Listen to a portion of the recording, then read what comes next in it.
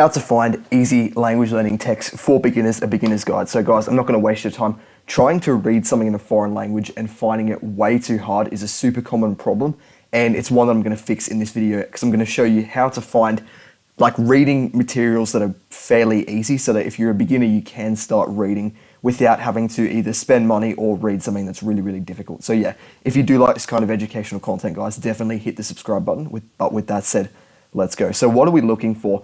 The kind of texts that we're actually looking for have two things. So they're free and they're accessible online, which you can definitely find these things in basically every language, unless you're learning some very obscure language. So this is kind of a screenshot of the kind of thing we'd be looking for. So obviously this was a full website. I just screenshotted a little paragraph.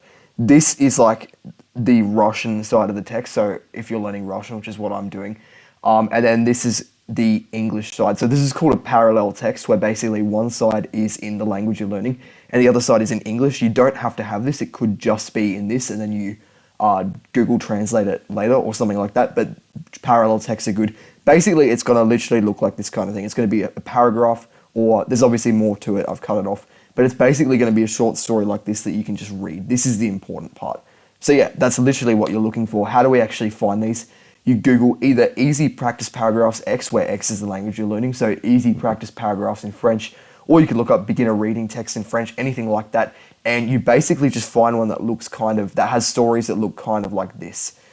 And they're often organized like this. This is a screenshot from lingua.com, which I'll link in the description, because it actually has short stories in a bunch of different languages, like French, Russian, or a bunch of different ones, so it's actually quite useful. But yeah, once you've found a website that has the stories that you want, I'd highly recommend you save it to a folder. So I forgot to put a screenshot of that in Dem. You know how you can have folders saved on the search engine, like Google, you can just save something and you can click on it like it's, you know what I mean?